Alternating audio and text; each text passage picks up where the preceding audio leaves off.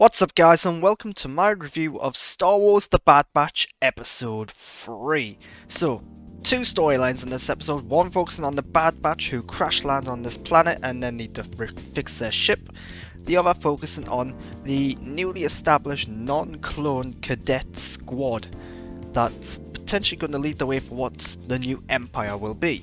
So, I thought this episode was just okay. And it's really easy to actually talk about this episode because it is split into two distinct stories. So I'll say right now, the Bad Batch story, I did not like. I felt like the Bad Batch story was a little throwaway, a little unnecessary. It was just an excuse to have them in this episode, basically. And it did pay off nicely in the end with an emotional moment where Omega gets her own room and she's fully welcomed into the squad. I thought that was pretty good and well done. But everything leading up to that just felt like another Star Wars story. One that we've seen before was a little generic and nothing all that interesting or unique about it. So that was the Bad Batch side of things. Where this episode really shines is in the Empire storyline. The stuff going on Kamino, the stuff focusing on the new squad being led by, is it Crosshair or Crossfire? I really need to get to know what his name is. But anyway, he's leading the squad, and what's really interesting here is they've introduced this character of Admiral Rampart. I think he was actually introduced in the last episode, briefly in like a hologram. So he's going to be the big bad, it seems now. He's going to be the one that even the Kaminoans don't like.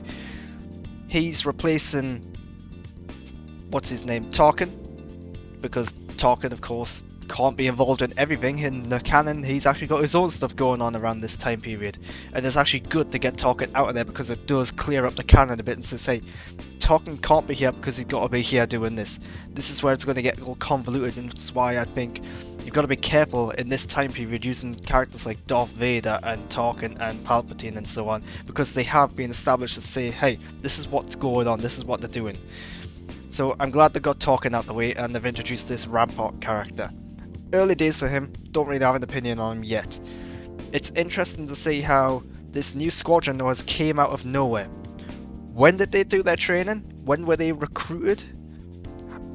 Who knows, because as far as I'm aware, we're still very early after the events of the Clone Wars. Like, I'm thinking within the first few weeks maybe. And it seems like the galaxy's just moved on. It feels like everything's going really quickly. It's either going really, really quickly, or there was actually some movement before the Clone Wars ended that was establishing some of these changes that we just didn't know about. In which case, why didn't we know about them? Like, this squadron, surely they had to have been trained prior to the end of the Clone Wars. In which case, why, when there was clones around? Who knows? It raises more questions, but it's interesting to see how they did start to recruit non-clone soldiers into their ranks.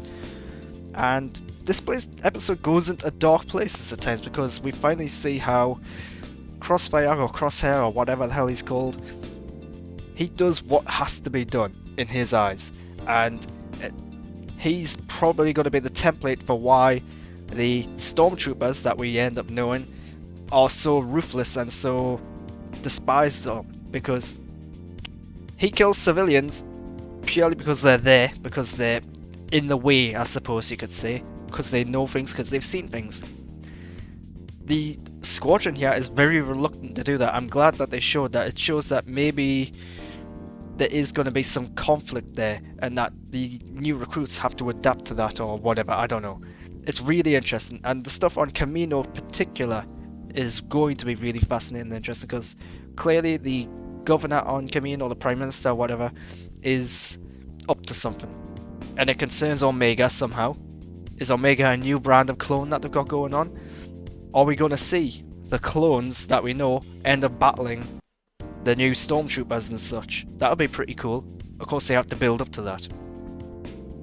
But yeah, just little tidbits here and there in this episode. Nothing too amazing or wow or anything. I think the main thing that they establish here is that, hey, Crossfire does have his own squadron now. They are going to be hunting down the Bad Batch, I imagine, and Rampart's going to be the big bad, I think.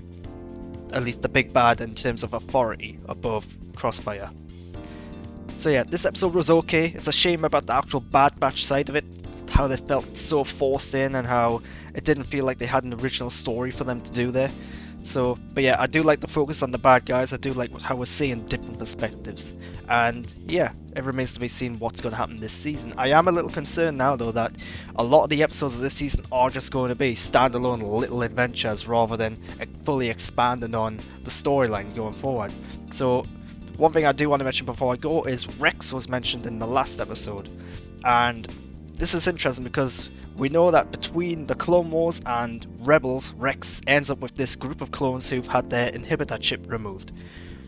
I imagine that at some point we're going to see that in this show, whether it's this season or in a future season or something. I think we're going to see that squad develop. And we know Rex is actually in this season. We don't know if it's just one episode or if it's a recurring role or whatever, but he was mentioned in the last episode. He's going to be in an episode at some point, and I think we're going to see that group forming. But again, it feels like everything's really rushing along, and it's hard to gauge just how much time's actually passed at this point from the end of the Clone Wars. It's basically the beginning of episode 1 of this season to now. It feels like maybe a couple of weeks at most, and yet a lot of stuff has already changed and everyone just seems to be alright with it. But anyway, this episode was okay. I am still interested. I do still like this show. The animation is gorgeous as always. The voice acting is great. Don't know who voiced Rampart, but every time he spoke I was getting really odd, what's his name, from Rebels, Agent Callus vibes from him. I don't think it's David Oyelowo, but it does sound a lot like him. But anyway, that's episode 3 of Star Wars The Bad Batch. It was okay. Subscribe to my channel to get more content like this. I will be reacting and reviewing every episode of The Bad Batch as soon as I possibly can when they come out. And of course, follow me on Twitter and Instagram at @the_Grant Burton. Until next time though, thanks for watching.